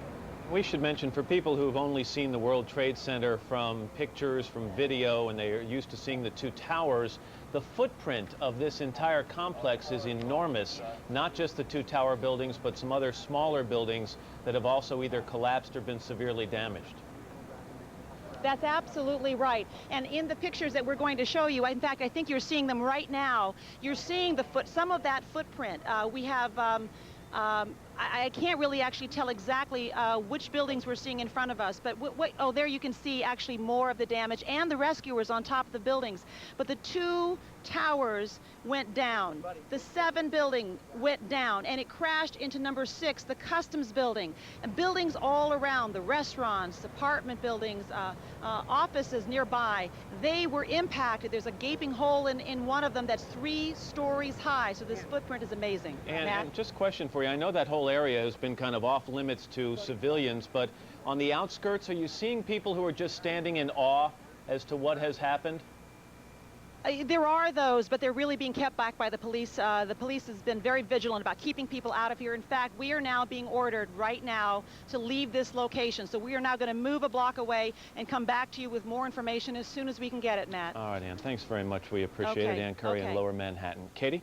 All right, Matt, thank you. The question everyone's asking today, how 4 hijackings of U.S. planes could be pulled off all at once. NBC's Robert Hager is in Washington this morning to help us understand how something like this could happen. Bob, good morning.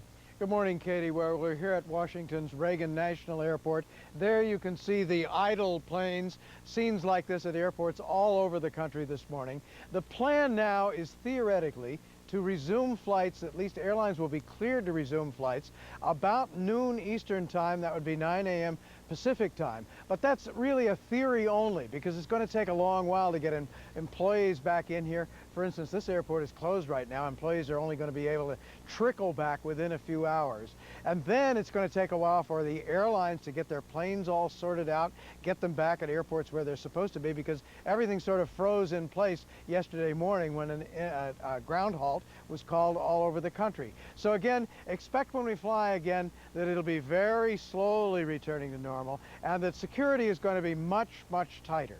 Now, as for those hijackings, officials now say that each of the planes was commandeered by 3 to 5 terrorists, they believe. Probably those terrorists killed the pilots in each case and took over the controls of the planes using knives as weapons. Here now, more of what's known. 4 planes, 266 on board, lost at the hands of suicidal hijackers who turned them into weapons of mass destruction. Boston's Logan Airport, an American flight with 92 aboard, supposed to fly cross-country to Los Angeles, diverted to New York. A flight attendant calls from the flight on her cell phone. Chilling news. Her fellow flight attendants have been stabbed, she reports. Passenger cabin taken over, and they're going down in New York. Back in Boston, a United jetliner with 65 aboard is already in the air, also bound for Los Angeles, 18 minutes behind the first flight, when it too is diverted. A businessman on the flight calls his father twice. First call, a flight attendant has been stabbed, he says. calls again to tell his dad the plane is going down. This is the actual video of that second plane crashing into the South Tower of the World Trade Center. In Northern Virginia, an American jet takes off from Dulles Airport. 64 aboard this flight, headed to Los Angeles. On board, Barbara Olson, wife of the U.S. Solicitor General, calls her husband on a cell phone, tells him hijackers have taken over that flight with knife-like instruments, passengers being forced to the back of the plane, she reports. Moments later, the plane hits the Pentagon. And finally, Newark Airport, another United flight, 45 aboard, bound Newark to San Francisco. Hijackers turn it back to Washington, D.C., but it comes down en route in western Pennsylvania. Officials say it wasn't shot down, so hijackers may have crashed it too soon, or there could have been a struggle ongoing in the cockpit. 4 deadly flights, says terrorism expert Neil Livingstone. I clearly call this a war. I think this is a wake-up call for America. I don't think we'll ever be the same after these attacks today. How much did the government know as it was happening? Pilots are able to send coded signals to controllers if they're hijacked, but it's uncertain whether any of these crews had time. Even if they did, controllers would have been frustrated, powerless to do much more than notify official Washington and track the plane's moves. Since most previous hijackings have ended without loss of life, it's a hands-off approach that's worked best until now. Finally, security. Former commercial pilot Jim Tillman. Airline travel across the world will never be the same. It particularly will be different in the United States. And what we have known to be open and free airports will change radically. Passenger screening, a special issue. Previously, unannounced testing has shown screeners miss even mocked-up guns or explosives 1 out of every 5 times. And knives are sometimes even permitted through intentionally if they don't appear menacing. Today, the National Transportation Safety Board has investigators at the scenes of these various crashes, helping the FBI search for the plane's cockpit voice recorders. Those are the devices that record all the voices in the cockpit, and they could provide valuable information on just who committed these horrible acts and how. Katie? And I know, Bob, that you believe that flight that crashed outside Pittsburgh might be the first flight in which the cockpit recorder is retrieved, correct? I'm guessing that it's going to be easier to find there because the way those planes hit the towers of the World Trade Center, wreckage would have sprayed out. It's going to be very hard to find them, or if it went straight down, find them in the tons of debris from those buildings themselves.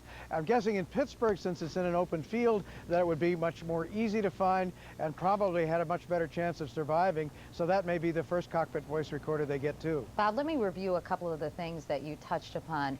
Did air traffic controllers, or were they aware, as far as you know, that these planes had been hijacked by tracking them on the radar screen?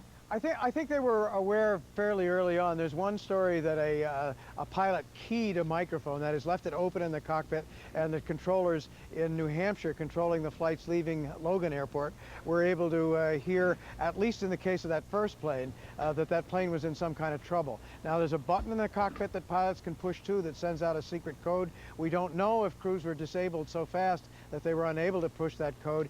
After you send out the code, if they were able to, there's a series of questions that don't really sound menacing that controllers can ask the pilots if they're still in control of the plane. Simple little things that mean things to the controllers and the pilots, sort of code words, and they might tell the controllers more about where the plane was going. But even if and when they realized that there were hijackings in progress in the past, because most hijackings have ended benignly. That is, the plane is brought somewhere, the people who hijacked it get off, then the plane is released and it flies safely back to where it was supposed to go. So the rule has kind of been hands-off once the plane's in the air. Now, toward the very end, they did realize, after a couple of these crashes, what was underway, and they were tracking the last blip as it was turning from Cleveland heading back to Washington. This is the plane that crashed in Pennsylvania. They were tracking that blip, and they were very afraid it was coming back here to Washington, among other things. That's why they evacuated National Airport. Yeah, this hands-off approach may be reevaluated, not to mention airport security, Bob. What do you see changing along those lines? Yeah, I think they're going to have to re-examine that, particularly, I mean, if these were knives, Maybe some of them were innocuous-looking knives because there was one report that it just looked like a knife-like device. But knives aren't necessarily on the absolutely prohibited list as you go through X-ray screening. Now, even when they send through mock-ups of the guns and explosives, oftentimes these are in tests. The screeners fail to get them. But a knife, because it's not necessarily on the prohibited list, if it doesn't look menacing, it's not on the prohibited list. Sometimes they let that go through anyway. So I think they're going to have to look at that again. All right, NBC's Robert Hager. Bob, thank you so much. Thank you, Katie. Former FAA Inspector General Mary Scavo has spoken out for a long, long time about the lack of security at our nation's airports. Mary, good morning. Good morning, Katie. I'm sure you have much to say this morning along those lines. Well, much to say, but also great sadness, not only for the families and the tragedies, but for the warnings that have gone out to the government for the past 10 years, and not just by me, but also by other folks about the grave risk to domestic aviation, and now to have it culminate in such a disaster, it's really unthinkable. But it's just made more tragic by the warnings the government had. Mary, let's talk about those warnings, because as the FAA Inspector General, when you were serving, did you ever contemplate or speculate about the possibility of domestic flights, innocent civilians being used as basically a human missile? Well, we didn't talk about it in those terms as human missiles, but we certainly did talk about on many occasions the risk to domestic aviation, and we compared it to certainly the inadequate but the greater safeguards on international flights. We penetrated airports on 2 occasions. We did 2 investigations, 93 and 95, 96. And we were able to do these kinds of things at airports all over the country to point out the great weaknesses in the airports, that you can get anything through security.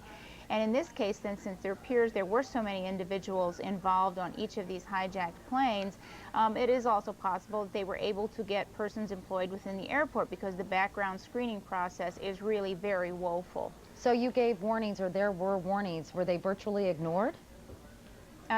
Practically virtually ignored. We issued written reports, and my successor, the current IG, actually repeated the studies again in '99. So there were 3 very clear nationwide studies of airport security laxity.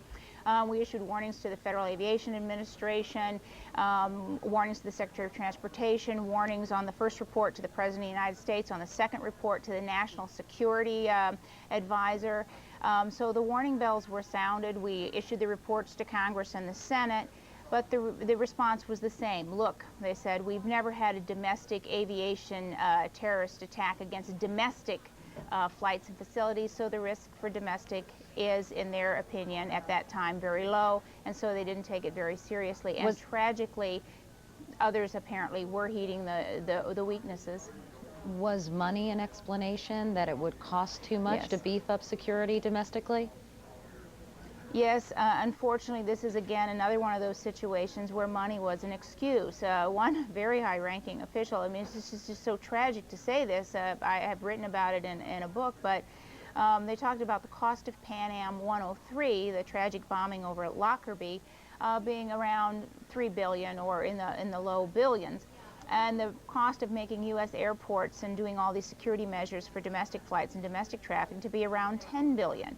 And even if they did have another Pan Am 103 in the next 10 years, you know, the cost was just too great to make airports safe. And someone even quipped, and it's just tragic at this point, that if they made aviation completely safe, they've just bombed something else. So clearly, you know, those weaknesses were known to the government, but it was an accepted risk, and it's just unbelievably tragic. Incidentally, the FAA revealed 2 months ago that it was seeking to fine American Airlines for alleged inadequate security on 6 flights inspected in June of 2000. And American Airlines is not alone. U.S. carriers, most of them have been fined and found lax at security at one point or another, so American is not alone in those downfallings, but it is very tragic, and usually they were small fines. If they were caught not living up to security, they got a small fine.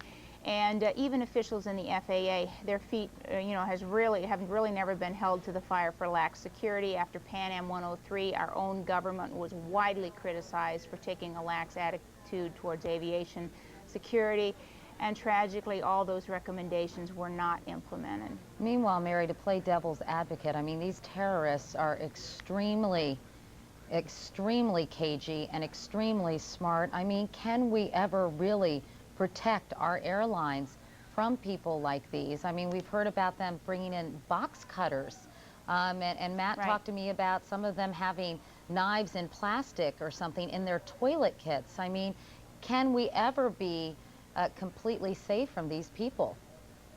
Yes, and we have to be. That's the important point here. We have used these excuses. I mean, you know, and I was in the government too, I've heard them, that, well, if some crazy wants to bring down a plane, there's nothing we can do. What the nation now understands, and I hope the government understands, is we do not have a choice. The United States has been brought to a standstill, and people won't realize this right away, but we live on aviation traffic. Our parcels move. Even our airplanes are built on aviation traffic deliveries. We will start to feel that effect very soon, and if we cannot get control of our aviation, we simply can't do business in the modern world. And the way we are going to do that is by implementing, in many cases, recommendations that the government has had sitting in the file since Pan Am 103, and they will have to implement. And Mary, in fact, when flights resume at the nation's airports, passengers won't be able to check their bags at the curb in front of the terminal. They'll be subjected to random checks, and they will see more uniformed security officers throughout the airport. Clearly, travelers across the country will be inconvenienced by more intense security measures. What would you say to those travelers and passengers? Well, at this point, actually, and if the government does not make this plea, you know, reasonable people should realize this, and that is that the government is going to be scrambling mightily, too. They have never really had to fully implement all these security measures that have been recommended for years. If people don't have to travel, I would recommend that they do not. I was supposed to travel today myself, canceled all my travel plans for a couple of reasons. One, the government doesn't really know how to deal with this either. Their initial response was to close the airports. That's wise. They don't know where to look. They don't know if they have to start screening all of the employees to make sure they've had the proper background checks. They don't need to. They don't know if there are other weapons in the airports. They don't know if baggage or parcels. Remember, these terrorist cells in the past have resorted to letters, parcels, bombs in things on planes. So they're going to have to scrub the entire facilities. And finally, if there are, you know, scares in the coming days, maybe copycats, there will be disruptions in travel. So people should avoid it. But if they do travel, don't cause trouble for yourself. Don't bring anything. Don't be suspicious. Answer the questions. Don't pack knives, razors, anything at all. Scissors. I mean, we've all done it accidentally. And that's going to be the really only way to get through the system. And be patient and understand that things are being done That's for their right. safety. Mary Schiavo, former FAA Inspector General. Thanks so much for talking with us, Mary. Thank you. Now here's Matt. Katie, the president met with his national security team this morning. He's expected to make a statement somewhat shortly. NBC's Campbell Brown is at the White House. Campbell, give me an idea of the president's schedule so far today. Well, Matt, as you mentioned, he is right now in this formal meeting of his national security team, and we will be hearing from him shortly. It is an incredible understatement to say that this is the worst crisis of his presidency, and he is focused today on meeting with his national security team to try to figure out the U.S. response. He got his very first briefing this morning in the Oval Office just after 7 a.m. from his national security advisor, Condoleezza Rice, and from his chief of staff, Andy Card. Just after that, he and Vice President Cheney got an update on the intelligence information that had come in overnight from senior intelligence officials. Publicly, what we're seeing from the White House today is a real attempt to demonstrate calm, confidence, to show that they are very much in control of the situation. Privately, though, Matt, numerous senior U.S. officials are saying that the president is now facing a range of extraordinary challenges. Number one, and White House Press Secretary Ari Fleischer said this morning, this really is the top priority, is getting help to those people who were hurt during the attacks. The president, Fleischer said this morning, does want to visit the sites that were hit, but is going to hold off, wanting to wait until the rescue operations are a little further along, so he's not very disruptive. Number two, the White House very much focused on implementing precautionary measures to ensure that this doesn't happen again. Fleischer did say this morning that based on the intelligence information they've gathered so far, the White House does believe that the risk of further attacks has been significantly reduced, in Fleischer's words. Number three, Matt, is obviously the response. What it should be who these terrorists are and deciding really how strong the U.S. response should be. And finally, Matt, the long-term challenge to Bush of figuring out how to deal with terrorism and the fact that the country was so ill-equipped for this. He will be a little bit later meeting with congressional leaders, a bipartisan meeting here, a show of solidarity, and then he and the First Lady participating in a blood drive here. Again, a show of solidarity for the victims. Campbell, let me go back to number 3 on your list, and that is the response. Earlier we heard from Senator Orrin Hatch that he says that some communications have been picked up between supporters of Osama bin Laden and congratulating each other, or at least talking about the targets that were hit. Did that displease the White House that Senator Hatch made those comments? They have been very careful here, Matt, without making any comment with regard to Senator Hatch specifically. They have been very careful publicly, White House officials, and even privately, really, the information we're getting out of here, to not comment on the intelligence reports. Most of that is coming from outside the White House, from intelligence officials and from members of Congress, other senior U.S. officials. They have been extremely cautious here to not give any indication or to not directly say that Osama bin Laden is the chief suspect. Yeah, for a lot of reasons. I mean, they don't want to jump to any conclusions. Also, if they do have information and they plan a response, they don't want to show their hand. Absolutely, but at the same time, senior U.S. officials who are not being as cautious say that all indications are he is indeed the chief suspect, that in the words of one official, they are 90% certain that Osama bin Laden was responsible. All right, Campbell, hang on for a second. NBC's Washington bureau chief and moderator at Meet the Press is Tim Russert, and he joins us now. Tim, good morning. Good morning, Matt. Got a question for you. If this is an act of war, in quotes, does the president need to go to Congress before he takes on a military response? No, it would not be an official declaration of war against a stated nation. As commander-in-chief, he could authorize a military strike. He would, of course, consult with Congress, and he will obviously, I believe, receive unanimous support. The change in tone in Washington, Matt, in the last 24 hours is breathtaking. Just yesterday morning, we were talking on the air about things like the Social Security lockbox and so forth. Remember, a week ago, the president's position was that he would never tap into the Social Security Trust Fund except for a war or recession. We now have both. And I do not believe there will be any dissent in Congress if this president said, we need X billions of dollars in disaster relief for New York, and I'm tapping into the Social Security Trust Fund. We need X billions of dollars to launch a military strike, and we're tapping into the Social Security Trust Fund. Those days are over, at least for the most immediate time. Yeah, what about billions of dollars for missile defense, though? I mean, here we find, and we've said it already this morning, all you need is an airline ticket and an airliner to commit an act of terror. Does that make the subject of missile defense seem a little bit off the subject? Well, the administration will say no, that there are two different threats, one from those kinds of missiles launched by mistake or on purpose by a rogue nation. But it really does underscore that missile defense alone is not going to protect America anymore. And you're going to see a renewed vigor in Congress to provide more money for actual hands-on intelligence gathering. All right, Tim, let's go live to the White House right now. The president is speaking. Intelligence updates. Deliberate and deadly attacks which were carried out yesterday against our country were more than acts of terror. They were acts of war. This will require our country to unite in steadfast determination and resolve. Freedom and democracy are under attack. The American people need to know we're facing a different enemy than we have ever faced. This enemy hides in shadows and has no regard for human life. This is an enemy who preys on innocent and unsuspecting people, then runs for cover. But it won't be able to run for cover forever. This is an enemy that tries to hide, but it won't be able to hide forever. This is an enemy that thinks its harbors are safe, but they won't be safe forever.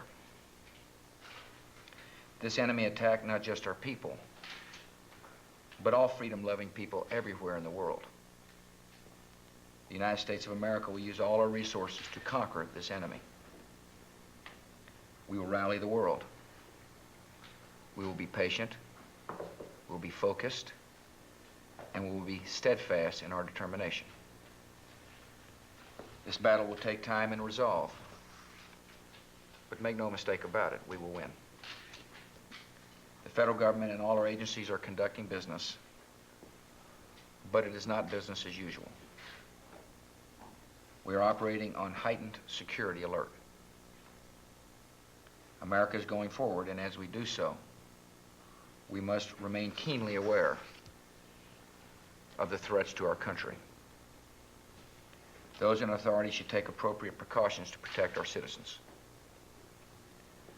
But we will not allow this enemy to win the war by changing our way of life or restricting our freedoms. This morning I am sending to Congress a request for emergency funding authority so that we are prepared to spend whatever it takes to rescue victims, to help the citizens of New York City and Washington, D.C. respond to this tragedy, and to protect our national security. I want to thank the members of Congress for their unity and support. America is united. The freedom-loving nations of the world stand by our side. This will be a monumental struggle of good versus evil, but good will prevail. Thank you very much. Seeking a formal declaration. Thank you all. Thank you all. Please. Thank you. Tim Russer, can you hear me? You can, Matt. Tim, a couple of things I jotted down. I'm sure you and Campbell also jotted down some things. Talked about an enemy that tries to hide but won't be able to hide forever, and then said, who thinks his harbors are safe, but they won't be safe forever. It seems to be a direct reference to the Taliban in Afghanistan, if indeed we find we're talking about Osama bin Laden. And this is the second time the president has said this, repeating what he said last night. Matt, the fact is, Osama bin Laden has already been indicted by